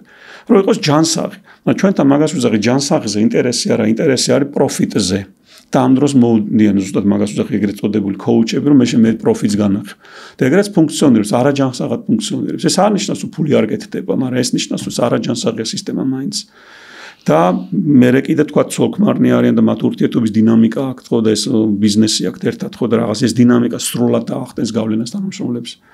ანუ ეს შენ ახსენე წეგან რომ ეს ოჯახური სისტემაც მოდის აქ და ეს ადამიანები არიან მოაქვს თავის ეს ყველაფერი გასტვალისწინებია სისტემის განლაგებაში ეს ჩანს ხოლმე და რაც კარგი არის ამაში ის არის რომ უკვე როცა ხედავ დამოუკიდებელი ხარ და არ გჭირდება მუდმივი სუპერვიზია იმისთვის რომ კვირაში ერთხელ აბა სად ვართ ეხა წინ წავედი თუ არ დამოუკიდებელი ხარ ნიშნავს რომ დაინახე უკვე იცი შენი პასუხისგებლობა რაც არის და ამიტომ ძალიან ეკონომიურია მაგხრივ რომ ხშირი ჩატარება არის საჭიროება და ზოგადად ჩემთანაც რომ მოდიან ინდივიდების სესიაზე ხო ვეუბნები 3-4 თვე ჩემთან არ გექნება კონტაქტი ანუ იმ გაგებით რომ იგივე სესიას ვერ ჩავატე თუ რამე კითხვა გინდა რა თქმა უნდა მაგრამ აი სესია მეორე სესია ეხა სხვა თემა მაქვს და ის თემა მაქვს და მოდი კვირაში ერთხელ დავამშეგეთ რამე არ არსებობს იმდენად ინტენსიურია და ზოგადად განლაგებაზე რაც ხდება დაახლოებით 2 წელი უნდა ამას რომ ინტეგრირდეს ცხოვრებაში ანუ ეს პერიოდი რომ ახალი სინაფსური გადაკვეთები ნეირონების კავშირები მართლა მოხდა ის რაც იქ გაიარე სიმულაციაში ეხა უკვე რეალურად ისწავლა და მართლა იქ იყო და ძალიან ხშირი მაგალითი მაქვს თუნდაც ჩემი გამოცდილებით ამისი როცა ჩემთან ვინც მუშაობდა თუნდაც ჯგუფურზე თუნდაც ინდივიდუალზე და დაახლოებით 2 წლის მერე მქონია შეხება ზუსტად დაუნახიეთ იქ გადმოსახედიან ეხლა გამოჩნდა ეს ცხადად აკეთებს ძალიან დიდ დროის ეკონომიას რაც შეიძლება ცუდი მოიტეხო და 7 წელი დაგჭირდეს აქ შეიძლება ამან დაგიჩქაროს პროცესი რომ ეს თვეებში გაიარო და მაქრო ძალიან დროის ეკონომიას აკეთებ მაგ სისტემური მუშაობით კი ნამდვილად სწრაფი მეთოდია ფსიქოთერაპიასთან და კოუჩინგთან შედარებით და ერთი რასაც ვიტყვი პატარა ჩასწორებას ძალიან დიდი განსხვავება არის კოუჩსა და ტრენერს შორის. ტრენერები მოდიან რომლებიც ასწავლიან თუნდაც გაყიდვის მეთოდებს, სხვადასხვა გზებს როგორ გაყიდონ. მაგრამ კოუჩინგი ცოტათი გავს სისტემური განლაგების მეთოდს ნამდვილი პროფესიონალური კოუჩინგი, სადაც ადამიანს არ ეძალადები. შენი თავი არ მოგაქვს. ძალიან დიდი პარალელი გავავლე ხა იმაზე, როცა საუბრობდი, ვისაც მიყავს პროცესი, ის თუ არ არის აწმყოში აქ და ამჟამად და მან თუ თავისი თავი მოიტანა პროცესში. და თავისი ინტერპრეტაციით წარმართა პროცესი, ის პროცესი იქნება ძალადობრივი და ის პროცესი არ იქნება ისე წარმართული. ზუსტად ასევე არის კოუჩინგის სისტემაში. კოუჩინგის სწავლების პროცესში მაგას ვამბობთ ხოლმე, რომ შენი თავი კარს მიღმა უნდა დატოვო, შენი წარსული გამოცდილებები, შენი ცოდნები და გამოცდილებები აქ არავის არ აინტერესებს. კლიენტს უნდა შეხედო როგორც სრულიად ახალ სამყაროს, სრულიად ახალ კოსმოსს იმისათვის, რომ მისი ნამდვილი მოსმენა შეძლო, რომ სწორი კითხვების დასმა შეძლო და მასში ის რესურსი დაინახო, რაც რეალურად არის. სწორედ ამასთან პარალელი მოხდა ახლა როცა ამბობდი, რომ შენ უნდა იყო აწმყოში იმისათვის, რომ პროცესი სწორად მართო და ნამდვილი ადამიანების პროცესი დაინახო და არა რაღაცნაირი განკითხვის და ან წარსული გამოცდილების შედეგი.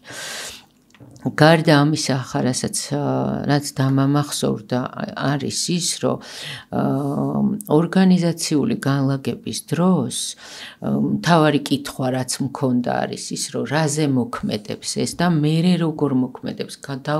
დაუშვათ გავაკეთეთ ეს ორგანიზაციული განლაგება და დავინახეთ, რომ კონკრეტული სისტემა არის, რომელიც აქამდე უხილავი იყო, ახლა მივხვდი რა სისტემაში ვოპერირებთ და ის ეხლა როგორ მოქმედებს, როგორ უნდა შევცვალო, შედეგი როგორ წამოვიღო აქედან. და ერთი არ ვიცი, ახლა მე ჩემსას ვამბობ, რაც გავიგე და მე შემისწორე თუ არასწორად ვამბობ. ერთი რაც დამამახსოვრდა არის ის, რომ მე ვიწყებ ეს მოქმედებს იმაზე, რომ მივიღო სწორი გადაწყვეტილებები. სად მაქვს რამე შესაძლებელი დავინახო სად არის სუსტი რგოლი, რას ვაკეთებ არასწორად და სად მჭირდება რესტრუქტურიზაცია, სად მჭირდება სხვანაირი მიდგომა, სად მჭირდება დაუშვათ სტრატეგიის შეცვლა, ხედვა როგორიც მაქვს ის რამდენად ექვემდებარება თუ არა, სწორი ხედვა არის თუ არა მენეჯერისთვის.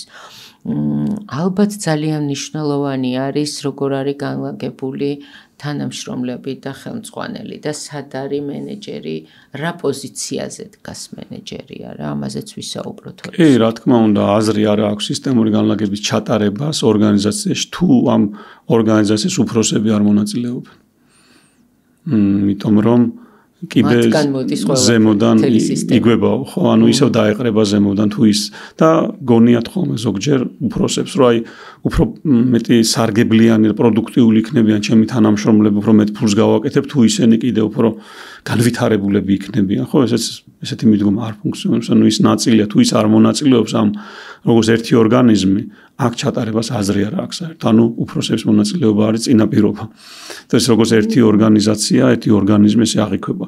და ესეც თუნდაც ისეთი თემაა საქართველოს თქოს უფროსი ლიდერშიპი და ეგეთ რა ნასწავლიც არ აქვს ხშირად ადამიანებს და უბრალოდ უბრუზებად ზიან, ხო? საერთოდ არ იციან, ჩვენ ვსაუბრობთ იმ დინამიკაზე, სადაც შეიძლება სიჯანსაღე შემოვიტანოთ, თორე ეგრე ფუნქციონირებს ყველაფერი და ორგანიზაციების არის და ეს მაგრამ არაჯანსაღი სისტემები არის, არაჯანსაღად არის ყველაფერი ვიღაცის ხარჯზე ხდება, ხო, ვიღაცის წნეხის ხარჯზე ხდება.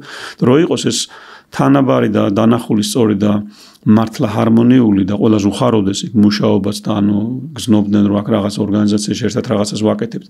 ბევრი რამე დასანახი, რა თქმა უნდა, მისია რა არის? რისთვის ვაკეთებ, როგორ ვაკეთებთ, ან რა არის ხედვა? ან რა არის მაგალითად კულტურა, ანუ რა ღირებულებებზე ვეფუძნებით საერთოდ, ან რა არის მაგალითად ბერკეტები, რომლებიც გამოჩნდათ, თუნდაც ფინანსური, თუნდაც რაზე ვდგავარ, ან სად არის განვითარების სივრცეები, ხო? აქაც ყველაფერი დასანახი არის ორგანიზაციაში, რომ ეს სად მჭირდება, სადაა სუსტი რგოლი, ხო? ან კომუნიკაციაშია, ცოდნაშია, გაზიარებაშია, თუ სტრუქტურებში არის, ხო? ბევრი ესეთი ფორმატები არსებობს, კონსტრუქტები არსებობს, ხო? ბევრმა კოუჩმაც და ასე თქვა ტრენერებმა შემოიტანეს, აიზენჰაუერის კვადრატი იქნება თუ რა ვიცი, ტეტრალემა თუ რაღაცა. ნებისმიერ რამე შეიძლება გაკეთდეს სისტემური განლაგებით. იმიტომ რომ ეს ასე თქვა ამ ამ სისტემას მიცემს სხვა დიმენზიას, რომელიც შეიძლება იყოს ქრონოლოგიური ჩემ ბიოგრაფიაში და შეიძლება იყოს ორგანიზაციაში ქრონოლოგია. მაგალითი რო თქვა, ეგეთი მეთოდოლოგია არის 9 ველი, რომელიც განლაგებაც ტარდება ხოლმე. 9 ველი როგორც ასეთი კონცეფცია არის, სადაც მე შემიძლია წამოვიდგინე ესეთ ორი მიმართულება პოლარობის. თქვა განვითარება და თვითშენარჩუნება, ხო? ან მაგალითად სიყვარული და შიში. ნებისმიერ ამის პოლარობა რაც შეიძლება იყოს. და 9 ველი ნიშნავს, რომ აი მაგალითად პირველ 3 კუთხეში, პირველ 4 კუთხეში, მეორე 4 კუთხეში და მესამე 4 კუთხეში შეიძლება მქონდეს 0% განვითარება, მერე 50%, მერე 100%. აქეთ მხარეს, ანუ ამის აქეთ მხარეს იყოს 0% შენარჩუნება, 50 და 100% შენარჩუნება. სადაც შუისკერომიდან 50-50, ანუ ყველა მოცემულობაა, ხო? და ასე რომ თქვათ ახლა ადამიანი რო ავიღოთ, რომელიც მოძრაობს აქ, თუნდაც კომპანიაში, თუნდაც ახლა სიყვარული და ეს რო ყოფილიყო, ხო, შიში. როდესაც გადადის ადამიანად გება, აქ აი 50% შიში. აქ ახსენდება როდის იყო. შეიძლება რაღაც ცხოვრების რაღაც ქრონოლოგიურ მომენტში იყო თინეიჯერობაში, ან 100% შიში, სადაც სიყვარული საერთოდ არა. შეიძლება საერთოდ არ ყოფილა. მერე გადმოდის აქეთ და 50% სიყვარული. აქ შეიძლება რაღაც მომენტში ბავშვობაში რომ თამაშობდი ჩემთან ეგ მომენტი არის. შეიძლება 100%-ში მიდის, ესეც არ ვიცი. 50-50-ზე და აი აქ ვდგევარ დღეს. ხვდები, ანუ საკუთარ ქრონოლოგიას გადიხარ და გებულობ თუ რას ნიშნავს შენთვის ეს დინამიკა. და ეს ობიექტურად კედელზე რო ნახო, ყველას გონია რომ ყველამ გაიგო რა არის. და ამ დროს ყველას აქვს სუბიექტური ბიოგრაფია ამასთან მიმართებაში, ხო? აი ამ დიმენსიას, იმიტომ რომ წეგან ახსენ, ხო, სხეულმა უფრო მეტი იცის და სხეულს აქვს პირდაპირ იწვდომა არაცნობიერთან. და ანუ ამ არაცნობიერთა კომუნიკაციას ვაკეთებ სივრცეში გადაადგილებით, რომ უფრო კარგად გავიგო ნებისმიერი ფორმა, რაც შეიძლება კოუჩინგის დროსაც ან თუნდაც სისტემური განლაგების სესიის დროსაც ან ჯგუფური ვორქშოპის დროსაც კიდევ უფრო ცხადი ხდება ადამიანები სწავლობენ გზნობელობას, რაც დაკარგული მოქ. აღქმას, უფრო მეტი აღქმადობას გაცნობიერებულობას და გზნობელობას, რაც საზოგადოებაში თითქოს არ გჭირდება, მაგრამ აქ სქელკანიანი უნდა იყოს რომ გადარჩი, ხო? და სრულად ვკარგავთ ამას. და ზუსტად არაცნობიერთა კომუნიკაციაში უფრო გზნობიარე ხდები, გზნობელობა შემოდის, აღქმა ხდება და უფრო მეტი სიცხადე შემოაქვს ამას. ეს ორგანიზაციასაც როგორც კოლექტივს ეხმარება, როგორც ინდივიდს ეხმარება, ანუ ეს არის რომ სხეულთან კავშირი ძალიან მნიშვნელოვანია. თუ თანამშრომლებს ეგ არა აქვთ და უბრალოდ მოდიან, იმიტომ რომ მე აქ ხელფასი მინდა, მეტი არაფერი. ძალიან რთული ორგანიზაციასთან მუშაობა. ზოგადად 3 ადამიანს უნდა და 27 უბრალოდ მოდის, იმიტომ რომ მე აქ მითხრეს რომ მოვიდე დავჯდე. და აქ უკვე ხდება ორგანიზაციას როგორი მნიშვნელოვანია პიროვნული განვითარება სათითაო თანამშრომლის, თორე ისე არ ფუნქციონირებს, ხო? ძალიან მნიშვნელოვანია ნამდვილად რომ ადამიანი მიხვდეს იქრისთვის არის და ამ სისტემაში მისი როლი არა მხოლოდ ფურცელზე დაწერილი, არამედ შიგნიდან რაღაცის რისთვის აკეთებს ამას, რაღაცისკენ მიდის თუ უბრალოდ გაქცევა უნდა უხალფასობისგან, ან გაქცევა უნდა უმუშევრობისგან და ამიტომ იწყებს მუშაობას და ამიტომ არის აქ რომ სტაბილური სამსახური აქვს. თუ შიგნიდან ანთია იმ დავალებებისთვის, იმ მიზნებისთვის, იმ მისიისთვის, რაც ყველა სხვადასხვა ადგილას არის და ამ ჩატარებული ორგანიზაციაში სადაც მთლიანი ანუ მთელი სპექტრი გავიალეთ, ტესტები ჩავატარეთ, ვინ სად არის ან კითხვების მიხედვით და განლაგებები დავურთეთ ამას. ზოგი არის პირველი სტადია, ასე გადარჩენაზე, ხო მე გადარჩენაზე ყველა მტერია, ჩემი ესეთი მიდგომა მაქვს, კონკურენცია მთავარი მარტო და უფრო სასიტყვის იმას ვერ წინააღმდეგები. მეორე ეტაპი არის ცოტათი უფრო განვითარებული, აქ ჩვენ ტრადიციები და წესები გვაქვს და უფროსიც უნდა დაემორჩილოს, ხო, ესა წესებია მთავარი. მესამე უკვე არის წესებს გამოვიყენებ, თუ ეს პროფიტში გამომადგება, ხო? ანუ უფრო წინ მივდივარ, ეს კაპიტალიზმი არის უფრო ამასთან დაახლოებული, წინები უფრო ფეოდალიზმთან იყო. ამის მერე შემდეგი მოდის უკვე მე სუვერენულად agile სადაც შემოვიდა. მე სუვერენულად შემიძლია თვითონ მივიღო გადაწყვეტილებები. და მე თუ წინა გამოვტოვე და იმის წინაზე ვარ, აქ ვერ გადავახტები. ამიტომ agile რო შემოდის ორგანიზაციაში, ამაში ძალიან დიდი ტრავმა გამოიწვიოს. იმიტომ რომ ახალი რო შევმაქ, მე ჯერ არ ვიცი რას ვახვედრებ. თან agile შემოაქვთ ორგანიზაციაში ყველაფერში. ანუ სტრუქტურებს ანგრევენ. ის რაც ფუნქციონირებს, მაგალითად, ხო, უკვე კულტურაშია თუ რაღაც, რაც უკვე სისტემა აწყობილი, იმას არც უნდა შეეხოს. ეს შეიძლება შემოვიდეს ინოვაციებში. ანუ ზუსტად უნდა ვიცოდეთ, სად ჭირდება ორგანიზაციის დიაგნოსტიკა ჭირდება, მაქრო სად ჭირდება ეს და ვის შეუძლია ამის გაკეთება, ვინ უნდა იყოს პასუხისმგებელი და არა თქვა ეს მაგარი რაღაცა და უნდა ეხლა ყველაფერი მოვარგოთ ამას. არ ფუნქციონირებს. ანუ სად უნდა შემოდის, ვინა პასუხისმგებელი, რომელ სივრცეში არის ეს საჭირო. არიან ადამიანები, რომლებიც უყურებენ უფრო კიდევ უფრო ზემოდან, ასე ზემოდან იმ გაგებით, რომ კი, ყველაფერს რესურსი აქვს, იმასაც რესურსი აქვს თვითგადარჩენაზე თუ ვართ. იმიტომ რომ იქ მე დრო არ მაქვს, რაც ამის დახამხამება, თვალის დახამხამება რაღაც წამი მჭირდება, რომ ეხლავე ექშენში გადავიდე. მაგრამ მთელი ორგანიზაცია თუ ამ მდგომარეობაშია სულ მაშინ სიმპტომია ეს უკვე, ხო? ანუ ყველა რესურსი გჭირდება, ესეთი რესურსის გჭირდება, ის რომ დრო და სივრცემის, ანუ სტრატეგიული რესურსის გჭირდება, მოკლევადიანად ვაზროვნებთ, ანუ აქ ოღონდ გადავჭეთ ესე ვართ, ანუ ძელვადიანად რა სტრატეგია მაქვს, ხო, რა არის ჩემი მისი. ძელვადიან მიზანთან თუ არ მაქვს შეხება, არ ფუნქციონირებს, ეს ბალანსი არ იქნება. ანუ ძელვადიანთანაც უნდა შემქონდეს შეხება, მოკლევადიანად რას ვაკეთებ, ამ რა სტრატეგიები მაქვს, რა რესურსები მაქვს და ზოგადად აი განვითარების სივრცე მაქვს თუ არა, ბევრი რაღაცის ბალანსი სისტემური განლაგება უფრო ცხადად აჩვენებს, როგორი მნიშვნელობა აქვს ამას და ეს ყველასთვის უფრო გასაგები და აღქმადი რო ხდება, ფაქტიურად აღარც კი არის საჭირო ამაზე სუპერვიზია, იმიტომ რომ გასაგები როცა რაღაცა არის, ხა მე რომ ჩაგიტარო შენ კვირაში ერთხელ კოუჩინგი ან სიტყვაზე ვიზახ რაღაცა იმედო სათამაშო უნდა გადააგდო, არ გჭირდება, ხო? როდესაც მიხვდები რომ არ გჭირდება, ის თავის თუ არდება, ხო? აი დაახლოებით ეგეთ რაღაცას აკეთებს განლაგება, ბევრ რაღაცას ისე გახვედრებს, რომ აქამდე რატო ვერ ხდებოდი გიკვირს ჯერ ეგ და მე ის რომ უკვე აღარ ჭირდება ამას, მიხვდები რომ სხეულმა გაიგო და მან თუ გავიგო ვიცი. აი ეს არის ზუსტად რაც ემატება რა. აქედან შეიძლება ძალიან მეგონოს ვიცი და მაგრამ როცა სისტემურ განლაგებაში გამოვიდე, ხვდები რომ ამან იცის, მაგრამ ამან არ იცის. და ზუსტად ეს მეხმარება კომუნიკაციაში, რომ ჩემი კოგნიტური რესურსები ჩემს სომატიკასთან დავაკავშირო და ზოგჯერ პირიქითაა. ანუ ჩემს ხელმა ის მაგრამ აქ შიშები მაქვს და ზოგჯერ ეს სომატიკა დავაკავშირო ჩემს კოგნიტურ რესურსებს. ანუ ექსჩეინჯი ხდება სომატიკის, ფსიქოსომატური არსებები ვარ და მაგიტო. და ამაში ძალიან დამხმარეა. ანუ ამ სომატურ რესურსებს არ ვიყენებთ ხოლმე ჩვეულებრივად, აი მენტალურ პროცესებში, რაც ფსიქოთერაპიაშიც არის ხოლმე. ამიტომ ძალიან მნიშვნელოვანია ასე თქვათ განლაგება მაგხრივ რომ არაცნობიერთან კომუნიკაციისთვის ერთ-ერთი საუკეთესო იარაღი ასე ვიტყოდია. ძალიან საინტერესოა და რასაც მივხვდი არის ის რომ ამ ველში თუ პროცესში ეძებ ოღონდ სხეული ეძებს თავის ადგილს. ხო? არა გონებით იღებ გადაწყვეტილებას, არამედ მოძრაობ და რაღაცნაირ შენს ადგილს ეძებ ამ პროცესში. და როგორ არის ეს ადგილის საკუთარი ადგილის პოვნა ამ პროცესში? და რა განსხვავებაა იმას, როგორ უნდა მიხვდე, რომ იპოვე შენი ადგილი? მე ესე ვიტყოდი, მაგალითს გეტყვი. მაგალითიდან გეტყოდი, მაგალითი არის ესეთი ემოციების პანორამა, ეგეთი მეთოდია, ხო? და მაგალითად გამოვიყვანოთ შუაში, როგორც ახლა კომპანიაში არის რაღაც საკითხი, შეგვიძლია გამოვიყვანოთ ემოცია.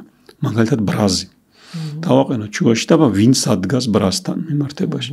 და სივრცეში ადამიანები იწყებენ მოძრაობა, ზოგი ბრასთან ახლოა, ხელჯაჭიდებულია, იმიტომ რომ სულ ბარაბრაზებულია, ზოგს საერთოდ იგნორს უკეთებს, ზოგს აქცევს, მეშინია, ზოგი რა ვიცი დგას უბრალოდ უყურს. ყველას სხვადასხვა პოზა უკავია და პოზიცია. ესეც საინტერესო რომ ადამიანები ვხედავთ რომ უიმე თურმე რამდენი აღქმა ყოფილა ამ ემოციის და რამდენი ფილტრი ამ ემოციასთან ის რომ ამ ემოციას არც კი ვეხებით. ანუ ჩვენი ფილტრებით უყურებთ, ან შიშით, ან ჯამოკიდებულობით, ან დაიგნორებით, რამდენ რაღაცას ვაყენებთ ამის წინ. და რაღაც ერთი მომენტი იყო, რომ ერთი ადამიანი იდგა, რაღაც დოინჯით ესე თუ ასე ხელები, ну მე აქედან კარგად უყურებ რა, მაკონტროლებ ბრას. ანუ ეს პოზაა რა, ბრასთან მიმართებაში. და ექსპერიმენტი შევთავაზე რომ მოდი ახლა ეს ნიშნავს ის ვერაცნობიერებს ამას იმ მომენტში, ხო? მე ვიცი, რასაც აკეთებს. ეს არის იმის კუნთოვანი ჯავშანი. ანუ სტრატეგია გადარჩენის. ამ ემოციასთან მიმართებაში ეს რაღაც კომფორტის ზონა არის. მოდი გადმოვიდგი ნაბიჯები, ექსპერიმენტ ჩატრი ახლო მოდი. და ახლო რომ წამოვიდა ნელ-ნელა, ძალიან ახლო რომ მოვიდა, აქ დამცხაო. ანუ აქ უკვე დაიწყო ემოციის განცდა. და აქ რომ წამოვიდა კიდე ახლო, აქ ახლა სირცხვილს ვზნობ, რომ ეს არ შეიძლება. და აქ ჩავიდა თავის ბავშვობაში, სადაც მე შევახედე სხვა ადამიანებთან და თქვი, მე უფლება მაქვს, რომ როცა მინდა, ცუდი ბიჭი ან ცუდი გოგო ვიყო. და ამის თქმა იყო მისთვის აღმოჩენა, ანუ ტრამვის დამუშავება ხდება, ჯავშნიშნიდან გავედით ტრამვის შრეს, იმ შიდა შრეზე და ამას ვერ აკეთებ, თუ დასრულობა გინდა, მაშინ იწყებ ამის გაკეთებას. თუ არა და ცხოვრობ იმ ჯავშანში ეს. ანუ ორი ოთახი გაქვს ცხოვრებაში, ერთი ტრამვის, რომელიც დაკეტილი გაქვს და მეორე კიდე გადარჩენის ადაპტაცია. მესამე ოთახი არ გაგაჩნია რესურსების. სადაც შენ შეგიძლია უკვე ლავირება გააკეთო იმ ემოციას დაუკავშირდე ტრამვის ემოციას და უკვე თქვა იქიდან, ხო? ეს უკვე შიგნიდან გაგებული არის რა, იმარო თქვა რომ მე შემიძლია ზოგჯერ ცუდი ადამიანი იყო, მიხვდა რომ მთელი ცხოვრება ატარებდა ამ აფირმაციას, ამ პროგრამას, ამ წმუნებულებას, რომ ეს ცუდია. და ეს ნელ-ნელა მოძრაობაში საფეხურებში გაიარა ქრონოლოგია, ხვდები? ანუ ეგეთი რაღაცა ხდება, რომ ადგილის მონახვა კი არა, ანუ იმ ტრავმასთან ჩადიხარ, საიდანაც ის დაიწყო და შენ გაწყვიტე ურთიერთობა იმ შინაგან ბავშვთან, რომელსაც იქ რო ქონოდა სწორი პლატფორმა 1000 რაღაცას გააკეთებდა და ახლა შენ შეგიძლია ეს გააკეთებინო მას, უკვე დაუკავშირდი ამას. და ის უკვე შენი ნაწილი გახდა, რომ შეგიძლია შენ უფლება გაქვს, რომ შენი თავისშობელი გახდე. ანუ მშობლები კი აღარ არიან, ვის გეუბნები სწორად არ. შენი თავისშობელი რო ხდები, მაშინ იწყებ პიროვნულ ზრდას. მანამდე არის რაღაცა თამაშები, people play რო იტყვიან რა. ზრდასრულობის პოზიციაში გადასვლა. და ძალიან საინტერესოა ორგანიზაციაში აი ესეთი ფარული კონფლიქტები როცა ხდება და ადამიანები საერთოდ ვერ აცნობიერებენ საიდან არის რა არის წყარო ამ ფარული კონფლიქტის და ზოგ შემთხვევაში სხვათა შორის მე ჩემი თავიც მახსენდება ბევრი წლების წინ იყო ჩემს მეგობრებთან მისაუბრია იმაზეც რომ რაღაც ტრიგერი მაქვს რაღაცა მაღიზიანებს ამ ადამიანის ქცევაში და ვერაფრით ვერ ხვდები რა არის და რა მაღიზიანებს და ეს არის ფარული კონფლიქტი როცა ვერ ხვდები მიზეზი არიცი თითქოს ყველაფერს ნორმალურად აკეთებს მაგრამ არის რაღაც რაც გაღიზიანებს ან შეიძლება ზოგ შემთხვევაში სხვანაირი სცენარის ნაწილი იყოს ადამიანი და ისე იყოს ფარული კონფლიქტის მონაწილე და ორგანიზაციაში რამხელა მნიშვნელობა აქვს ამ ფარულ კონფლიქტებს. კი, არის მეთოდების კონფლიქტი, მაგალითად ადამიანი თავის პოზიცია, მეორე ადამიანის პოზიცია, მე თვითონ ამას რა კონფლიქტის მხარე და რა უნდა და ამას რა უნდა. ორივეს რა უნდა, მთლიანად უნდა იყოს დანახული, ხო, ყველა ასპექტი უნდა იყოს დანახული ამ კონფლიქტთან მიმართებაში, ხო? და აქ მოძრაობით ან გადაადგილებით ამ სივრცეში, ან რეპრეზენტატორით ეს ხდება, ანუ რეპრეზენტატორის ფენომენი არ აგვიხსნია, ხო, უბრალოდ. და გაუგებარია, ხო, რაზე ვსაუბრობთ, ეს მნიშვნელოვანია. ანუ სისტემურ განლაგებაში ოჯახის წევრებთან მუშაობა არ ხდება. ესეც ზოგჯერ არის ხოლმე და თუ თანახმარია, რა თქმა უნდა შეიძლება, ხდება ძირითადად რეპრეზენტატორებით, ანუ წარმომადგენლებით, რომლებიც წარმოადგენენ ან რაღაცას, ან ვიღაცას, ხო? მარტივად რო ვთქვათ, ახლა მე რო გადმოვიტანო, ყველასთვის გასაგებიანით, სივრცეში, სადაც ბევრი ადამიანია, მე ვირჩევ ვინ იყოს ჩემ როლში, ვინ იყოს ჩემი მშობლის როლში, ვინ იყოს ჩემი დედმამიშვილის როლში და ასე შემდეგ და ამ ადამიანებს ქვიათ რეპრეზენტატორები, რომლებიც მერე ამ ველში იწყებენ მოქმედებას და მე გარედან უყურებ ამ სივრცეს, რას აკეთებენ, როგორ ურთიერთობენ ერთმანეთთან. მე ამაში არ ვიღებ მონაწილეობას, მაგრამ ძალიან ცხადად ჩანს რა სისტემა მოქმედებს. კი, და მე არ ვიღებ მონაწილეობას, ოღონდ სხვადასხვანაირად მუშაობენ თერაპევტები. ზოგი საერთოდ ბოლომდე ესე ტოვებს, ზოგი თავიდანვე კლიენტს უშვებს, ანუ თავის როლში და ზოგჯერ არის ხოლმე მე უფრო ჯანსაღად მიმაჩნია, რომ გარკვეული დრო უნდა იყოს სხვა წარმომადგენელი და რაღაც მომენტში როცა სინქრონდება უკვე კლიენტი ამ ველთან შეგიძლია შეიყვანო რომ შიგნიდან განიცადოს მნიშვნელოვანია მისთვის. ძალიან მნიშვნელოვანია შიგნიდან გასტარა და როგორც დამკვირვებელი მარტო რომ დაინახოს ეს მთელი სისტემა იმ დინამიკაში რომელსაც ვერ მოახერხებ და ვერასდროს გონებაში ფიქრით დაენახა და აღეკვა, ხო? ეს დინამიკა შეუძლებელია კოგნიტურ პროცესმა წარმართოს. და მოკლედ ახლა გადავიდეთ შეჯამების პროცესზე. თლიანობაში მოკლედ რომ ვთქვათ, რა შედეგები მიაქვთ ადამიანებს სისტემური განლაგებიდან. გინდა საოჯახო სისტემური განლაგებიდან, ან საორგანიზაციო სისტემური განლაგებიდან, რას ცვლიან თავის ცხოვრებაში. ყველაზე მნიშვნელოვანი რაც არის სისტემურ განლაგებაში, პირველ რიგში არის ის, რომ ჯერ დავინახოთ და ვაღიაროთ რაც არის. ხშირად ამაზე თვალებს ხუჭავთ, არ უსწორებთ თვალებს და გვინდა პირდაპირ შედეგისკენ წავიდეთ. ამ მეთოდში ეს შეუძლებელი, ანუ ამის გარეშე რომ ვაღიაროთ რაც არის, ანუ მივცეთ ადგილი სივრცე იმას, რასაც უნდა რომ იყოს, ეს შეუძლებელი იქნებოდა. მაგრამ რა თქმა უნდა, აქ არ თავდება, იმიტომ რომ ეს არის თვითრეფლექცია, ხო? ანუ ჯერჯერობით რაც არის ვაღიაროთ, მივიღოთ. შემდეგი ნაბიჯი უკვე არის, აი რომ გადავიტანოთ მერე ეს ექშენში, ანუ ცხოვრებაში. აქ ყველას თავისი ტემპი აქვს. აქაც ვერ ვიტყვით რა როგორ განვითარდება, ასეთი კანონზომიერება არ არსებობს და ჩემ თავზე ვიტყოდი ბერტელინგერთან სისტემურ განლაგებაზე ვარ, საორგანიზაციო განლაგების ვორქშოპი იყო და ბოლოს უკვე ინტერვიუები იყო და ამ ინტერვიუებში ერთ-ერთი ვიყავი მონაწილე, რომელმაც კითხვა დაუსვი და ვიდეოზეც მაქვს ჩაწერილი, ქართულადაც ნათარგმნი ეს ვიდეო ინტერვიუ, ასე ვთქვათ, რომელშიც პატარა განლაგებას ჩატარდა. ჩემი კითხვა იყო, ნუ მეთქი გერმანიაში ვარ, პარტნიორი მყავს, მეგობრები მყავს, პროფესია მაქვს, ყველაფერი მაქვს, მაგრამ ბედნიერად ვერ ვზნობ თავს. და ბერტელინგერი მეკითხება, ნუ საიდან ჩამოხვედი საქართველოს, რომ ძალიან შორსაა ეს ქვეყანა და აქ რომ მოხვდი, ხო ხვდები რომ ძალიან შორს, ანუ რატო წამოხვედი, იმიტომ რომ ბედნიერება იპოვო, ხო? საქართველოს უძველესი ქვეყანა, ძალიან ბევრი პრობლემებით, მაგრამ შენი ქვეყნისგან რომ მიდიხარ, ბედნიერებას ვერ მიპოვ, იმიტომ რომ ეს იგივეა, რომ აი დედისკენ წახვიდე, ზურგი არ აქვს. ამიტომ მნიშვნელოვანია ზურგთან კონტაქტი. და ეს გამოიხატება იმაში, რომ შენი ქვეყნის ბედის შექმნაში შენი წვლილიც უნდა შეიტანო. და ეს სიტყვები ჩემთვის მაშინ მარტო სიტყვები იყო, იმიტომ რომ იმდენად დაკეტილი ვიყავი საქართველოს მიმართ 90-იანებში, მეთქი რანაირად უნდა მოახერხო ეს როგორ არის შესაძლებელი. 12 წელი გავიდა თუ მეტი შეიძლება იმის მერე და ნელ-ნელა მომიწია აქ ჩამოსვლა სისტემური განლაგებებით, ასე ვთქვათ, ამ მეთოდის პოპულარიზაცია და ახლა ვაცნობიერებ ამის მნიშვნელობას, იმიტომ რომ ხვდები რა ბუნებრივია ჩემთვის ეს პროცესი. ანუ ჩემს პიროვნებას მე თვითონ ხო მთლიანად დასჭირდა და ახლობთ ამდენი წელი რომ მივხვედრილიყავი რაც იქ იმ მომენტში ჩანდა. ნუ ეს აუცილებელი არა ყოველთვის 12 წელი იყო, შეიძლება იქვე მიხვდე, გაიგო, შეიძლება მას თვეები დაჭირდეს. ზოგადად აი სტატისტიკურად სტანდარტულად არის ხოლმე დაახლოებით 60-90 დღე ჭირდება იმის რეფლექციას, იმდენად ინტენსიურია, თქვით კიდევაც და ვიმეორებ და ინტეგრაცია რომ მოხდეს იქ რაც მოხდა 2 წელი ჭირდება ამას, ანუ 2 წელიწადში მთლიანად იმპლემენტირებულია ყველაფერი, რაც განლაგებამ დაგანახა. ეს იმას კი ანიშნავს, რომ ამდენი ხანი ჭირდება, ეს იმას ნიშნავს, რომ მე თუ მოუნდებოდი 10 წელი, ამას 2 წელიწადში შევძლებ. ანუ პირიქით დროის ეკონომიას ვაკეთებთ აქ. ანუ ძალიან ეკონომიურია, იმიტომ რომ როგორც თქვი, ბალანსი არის აი ანალიზს და ზუმ-აუთ შორის.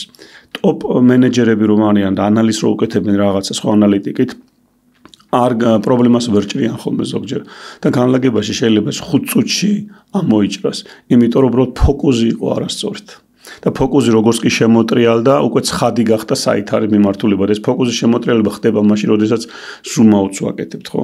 აქედან გამომდინარე ძალიან დამხმარე, რომ დროის ეკონომიას ვაკეთებთ და შედეგებისკენ უფრო ცხადად მივდივართ და უფრო დამოუკიდებლები ვართ. ეს არის ამისი უდიდესი ბენეფიტი. მე როგორც მივხვდი, ესე იგი ერთი ის არის, რომ ამ პროცესში ადამიანები აკეთებენ მნიშვნელოვან გაცნობიერებებს, ისევე ძალიან გავს ეს პროცესი კოუჩინგის პროცესაც. კოუჩინგში სესიის დროს ადამიანები აკეთებენ მნიშვნელოვანი გაცნობიერების პროცესს, მაგრამ ცვლილებების პროცესი იწყება უკვე რო გამოდიან იქიდან მერე და ყველას თავისი დრო ჭირდება. ყველასთვის ინდივიდუალურია ეს დრო. ადამიანი რამხელა ჭურჭლითაც შედის ოკეანეში, იმდენი წყლის გამოტანა შეუძლია. ყველას თავისი მოაქვს ჯერ ერთი ამ პროცესიდან და დროც ყველას ინდივიდუალური ჭირდება თავის განვითარებიდან გამომდინარე. და რაც შეეხება ორგანიზაციებს, მენეჯერებს ეს ეხმარება სწორი გადაწყვეტილების მიღების პროცესში, იმიტომ რომ მენეჯერები ხედავენ, აქვთ შესაძლებლობა დაინახონ დიდი სურათი. და როცა დიდ სურათს ზედხედიდან და ყველა მხრიდან ხედავ, მე ადვილია უკვე სწორი გადაწყვეტილებების მიღება და ძირითადად ამაში ეხმარება ეს სისტემა მენეჯერებს. რა ვიცი, ჩემთვის მე პირადად ნამყოფი ვარ რამდენიმეჯერ და ძალიან საინტერესოა ეს პროცესი, განლაგების პროცესი და ხშირად ვურჩევ ხოლმე ადამიანებს, რომ გავიდნენ ამ პროცესზე და გაიარონ თავისი გამოცდილება, იმიტომ რომ აქ ადამიანი ხედავს რა წარსულიდან მოვიდა, აცნობიერებს თავის ქცევებს, ემოციებს, არჩევანს, აცნობიერებს რას რატო აკეთებდა აქამდე გაუცნობიერებლად და ავტომატურ რეჟიმში, აქ ხედავს დიდ სისტემას და დიდ სურათს და აქედან გამომდინარე იღებენ გადაწყვეტილებებს და მოკლედ მოგშა ძალიან დიდი მადლობა, ძალიან საინტერესო არის ეს პროცესი, საინტერესო იყო თქვენთან საუბარიც. და მადლობას გიხდით მოსმენისთვის, ყურებისთვის და თუ მოგწონთ ჩვენი გადაცემები, გამოიწერეთ, გაუზიარეთ მეგობრებს და მოგწერეთ რა თემებზე გინდათ რომ ვისაუბროთ. მადლობა.